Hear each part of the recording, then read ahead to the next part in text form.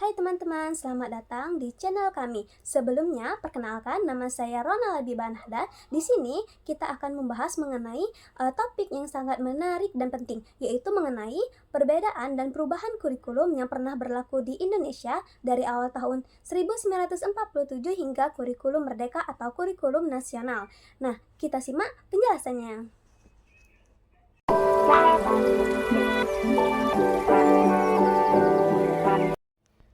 Dari kurikulum awal yang sederhana hingga kurikulum yang fleksibel dan inovatif, setiap perubahan memiliki tujuan untuk meningkatkan kualitas pendidikan dan menyesuaikan dengan kebutuhan zaman. Jadi, siap untuk menggali lebih dalam? Mari kita mulai. Kurikulum memiliki konsep yang terus berkembang dan berubah dari tahun ke tahun sesuai dengan perkembangan dan kebutuhan masyarakat. Nah, perkembangan kurikulum di Indonesia ini telah ada sejak tahun 1974 yang mana telah diikuti dengan penyempurnaan dan perubahan pada tahun berikutnya. Pada tahun 1952, 1964, 1968, 1975, 1984, 1994, 2004, 2006, 2013, dan kurikulum merdeka. Perubahan tersebut dilakukan dengan penyempurnaan yang disesuaikan dengan kondisi dan kebutuhan masyarakat ketika kurikulum itu dikembangkan.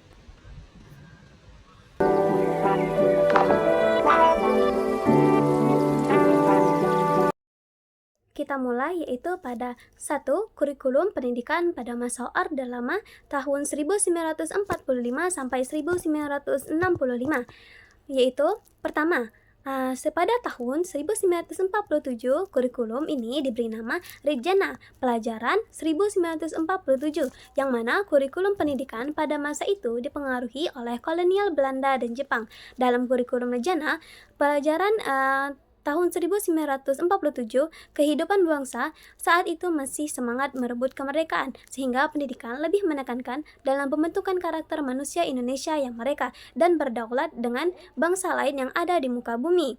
Nah, ciri-cirinya dapat teman-teman lihat pada layar.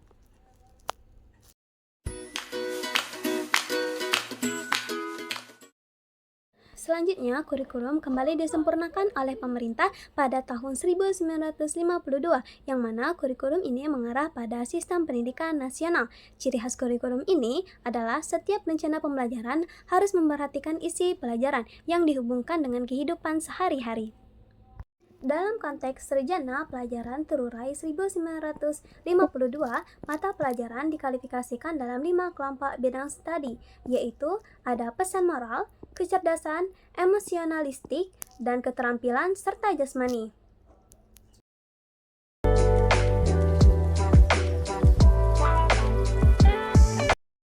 Pada tahun 1964, pemerintahan mengalami penyempurnaan kurikulum, yang mana pada tahun ini konsep pembelajaran aktif produktif menjadi isu yang dikembangkan. Nah, konsep ini membimbing peserta didik untuk memikirkan cara memecahkan masalahnya sendiri. Pokok pikiran yang terdapat dalam kurikulum 1964 adalah pemerintah berkeinginan supaya rakyat mendapatkan pengetahuan akademik sejak jenjang sekolah dasar dan pembelajaran yang diarahkan pada pengembangan moral, kecerdasan, emosional, kepribadian, dan jasmani.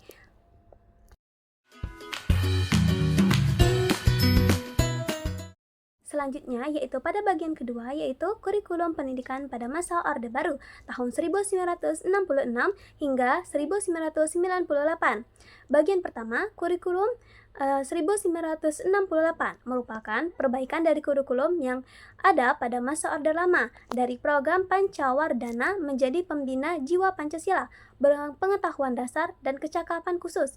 Pada masa ini, peserta didik berperan sebagai pribadi yang pasif dan hanya menghafal teori-teori yang ada tanpa mengaplikasikannya. Nah, kurikulum ini juga menekankan pada pembentukan intelektual peserta didik. Kurikulum 1968 identik dengan muatan mata pelajaran teoritis, tetapi tidak berkaitan dengan kehidupan nyata. Metode pembelajaran yang digunakan dalam metode ini sangat bergantung oleh ilmu pendidikan dan psikologi pada akhir tahun 1960-an.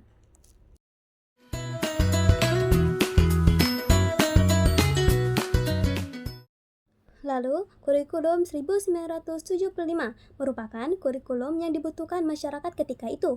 Nah, sehingga terbentuklah kurikulum baru yaitu kurikulum 1984 yang tujuannya pada instruksional yang didasari oleh pandangan bahwa memberikan pengalaman belajar kepada peserta didik dalam waktu yang terbatas sangat fungsional dan efektif. Jadi khusus yang dimiliki kurikulum ini adalah pendekatan pembelajarannya yang berpusat pada peserta didik belajar secara aktif atau disebut CBSE, cara belajar siswa aktif. Penyampaian materi tidak hanya dengan metode ceramah, melainkan dengan metode lapangan agar proses belajar lebih efektif.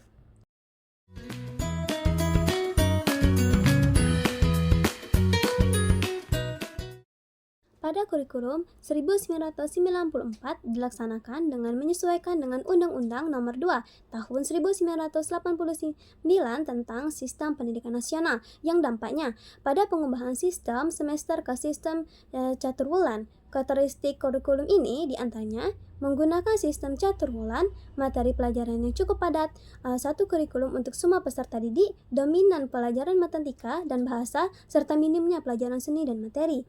Pendidikan moral Pancasila diubah menjadi PPKN.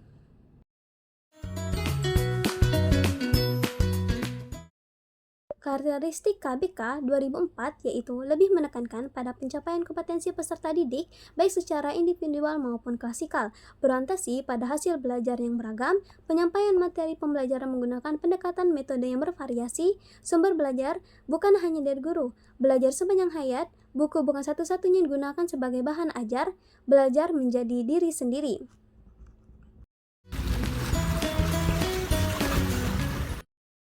Dalam KTSP terdapat sejumlah mata pelajaran yang harus ditempuh oleh peserta didik untuk mencapai satu tingkat satuan pendidikan atau naik kelas, atau untuk memperoleh ijazah tanda lulus. KTSP berfokus pada rencana yang mengenai tujuan, isi, dan bahan pelajaran yang digunakan sebagai bahan pedoman dalam proses belajar mengajar guna mencapai tujuan pendidikan. Pedoman standar isi atau SI yang terdapat dalam KTSP memuat kerangka dasar dan struktur kurikulum beban belajar. KTSP dikembangkan pada tingkat satuan pendidikan dan kalender pendidikan. Karakteristik yang tertanam dalam kurikulum 13 meliputi yang pertama ada pengembangan secara seimbang antara kognitif, afektif, dan psikomotor. Lalu peserta didik merupakan segala yang diterima di sekolah dalam kehidupan sehari-hari. Lalu C. Pengembangan kognitif, afektif, dan psikomotor serta menerapkannya di berbagai situasi, baik di sekolah maupun di lingkungan masyarakat. Lalu D.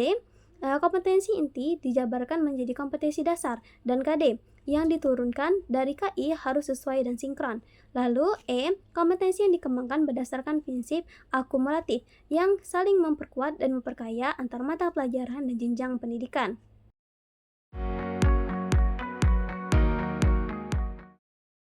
Kurikulum 2013 edisi revisi. Dalam K13 edisi revisi memiliki 4 poin. Yang pertama, penataan kompetensi sikap spiritual dan sikap sosial pada semua mata pelajaran. Sebelumnya, di kurikulum 2013 terdapat kompleksitas pembelajaran dan penilaian pada sikap spiritual dan sikap sosial.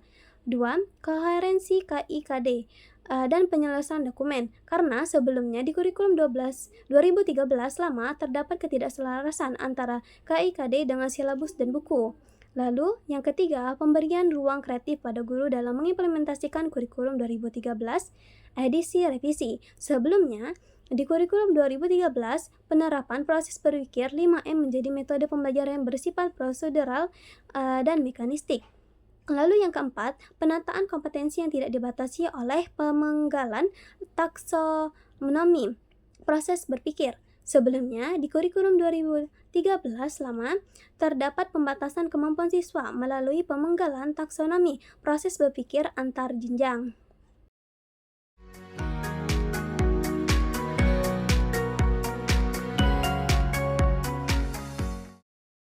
Pada segmen terakhir yaitu mengenai kurikulum pendidikan pada abad 21 atau yang sering kita dengar dengan kurikulum merdeka.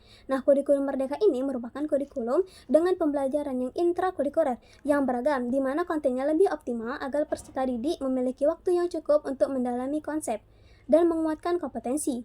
Nah, implementasi kurikulum merdeka secara mandiri ini terdiri menjadi 3, yaitu ada mandiri belajar, mandiri berubah, dan mandiri berbagi. Kurikulum merdeka memberikan kemerdekaan kepada peserta didik untuk menciptakan pembelajaran yang berkualitas sesuai dengan kebutuhan dan lingkungan peserta didik. Adapun karakteristiknya meliputi A. Pengembangan soft skill dan karakter melalui proyek penguatan profil pelajar Pancasila. Lalu B. Fokus pada materi esensial relevan dan mendalam sehingga terciptanya waktu untuk membangun kreativitas dan inovasi peserta didik dalam mencapai kompetensi dasar seperti literasi dan numerasi. Lalu yang C, pembelajaran yang fleksibel, yang mana guru melakukan pembelajaran yang sesuai dengan capaian dan perkembangan masing-masing peserta didik dan menyesuaikan dengan konteks muatan lokal. Kesimpulannya, teman-teman, kurikulum memainkan peranan yang sangat penting dalam satuan pendidikan. Kurikulum menentukan kemajuan pendidikan di Indonesia mulai dari konsep hingga proses praktek di lapangan. Semakin berkembangnya zaman, kurikulum pun ikut berkembang. Dengan perkembangan ini, mampu mengembangkan pendidikan yang ada. Kita sampai pada penghujung acara. Terima kasih sebelumnya. Thank you for watching. Jangan lupa like, comment, dan subscribe. See you next time.